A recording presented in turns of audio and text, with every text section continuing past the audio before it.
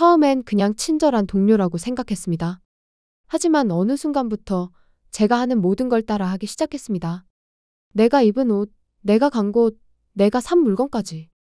그녀는 내 삶을 그대로 복제하고 있었습니다. 그리고 그녀의 시선은 저를 따라다니기 시작했습니다. 그때부터였습니다. 아무 일도 없던 일상이 조용히 뒤틀리기 시작한 건. 저는 반년 전 지금의 회사로 이직을 했습니다.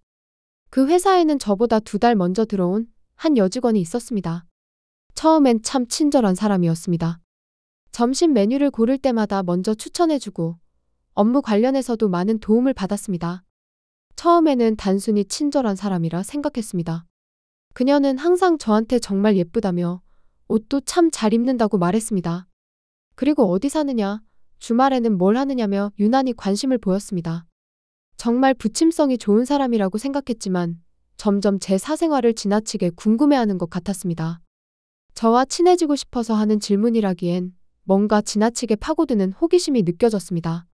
얼마 지나지 않아 이상한 기분이 들기 시작했습니다. 제가 점심시간에 쌀국수를 먹으면 그녀도 똑같이 쌀국수를 먹었습니다. 제가 쓰는 볼펜을 들고 필기감이 좋다고 하더니 다음날 그녀의 책상에도 똑같은 볼펜이 놓여 있었습니다. 제가 책상 위에 작은 화분을 두자 그녀의 자리에도 같은 화분이 생겼습니다. 제가 새로 산 물건을 꺼내면 나도 그거 사려고 했는데 역시 취향이 나랑 똑같네? 이렇게 말하며 해맑게 웃었습니다. 단순히 우연이라기엔 마치 제가 먼저 뭘 하든 그 뒤를 반드시 따라오는 느낌이었습니다. 그녀의 따라하기는 회사 안을 넘어 제 일상으로 번져갔습니다. 제가 새 옷을 사면 며칠 뒤 그녀가 같은 옷을 입고 왔습니다. 제 옷은 아직 배송 중인데 정말 신기하게도 그녀가 저와 똑같은 옷을 입고 출근을 했습니다.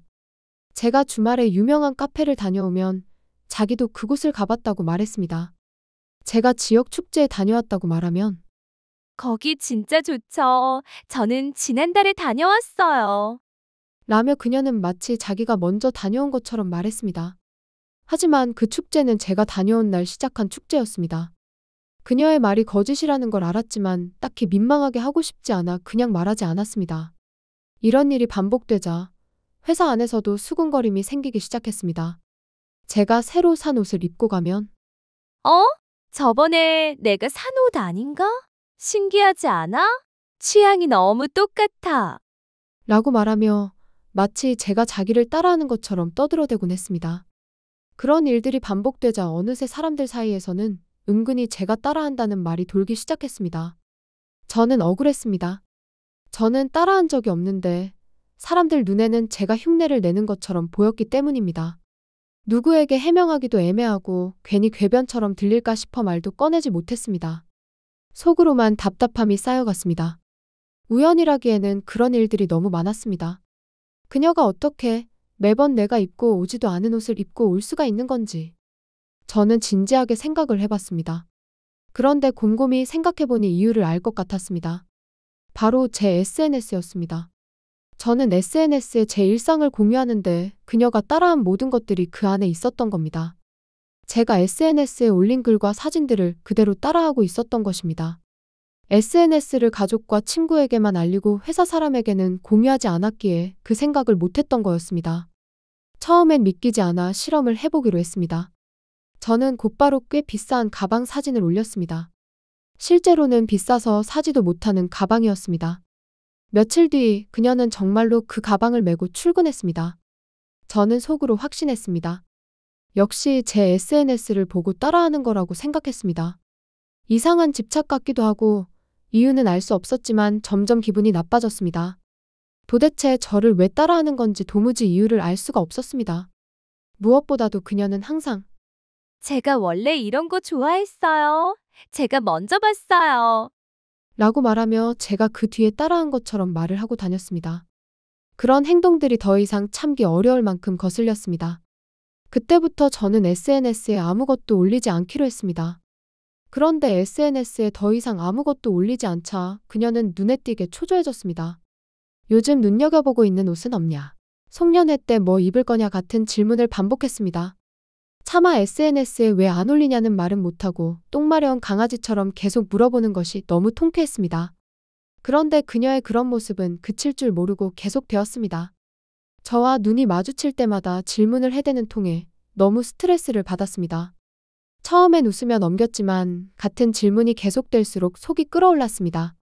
결국 저는 참지 못하고 말했습니다. 그런 게 도대체 왜 궁금하신 건데요? 이제 SNS에 안 올리니까 궁금하신 거예요? 제 SNS 보고 따라하는 거 제가 모를 줄 아셨어요? 그러자 그녀는 당황한 얼굴로 말했습니다. 무슨 말이에요? 제가 왜 수정 씨를 따라해요? 그냥 취향이 비슷한 걸 가지고 왜 수정 씨를 따라했다고 생각해요? 전 수정 씨 SNS 같은 것도 몰라요. 따라한 건 수정 씨 아닌가? 괜히 피해의식 갖지 마세요. 그 말에 더 이상 참을 수 없었습니다. 저는 눈을 부릅뜨며 말했습니다. 따라했다고요?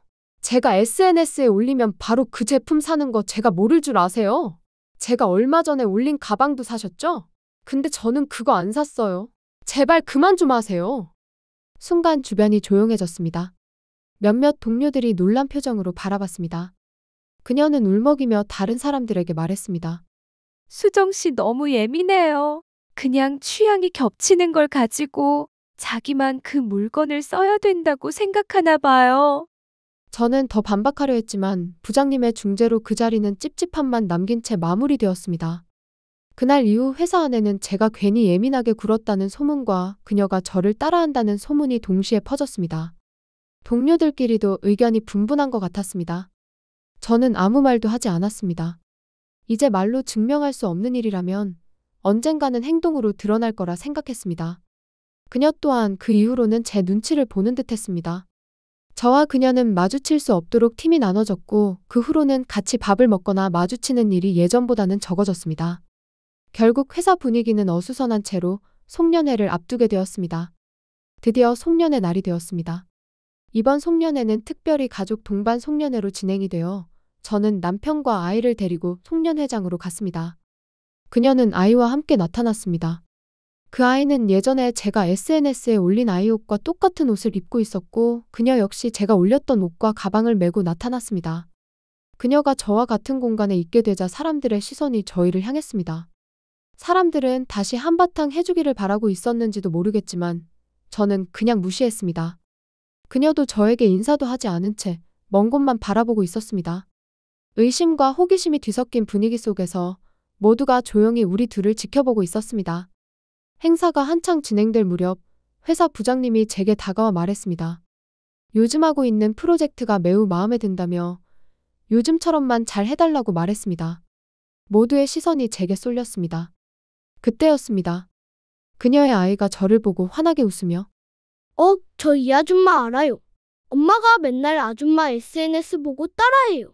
옷도 가방도 여행도 다 똑같이요. 라고 말했습니다. 순간 공기가 얼어붙었습니다.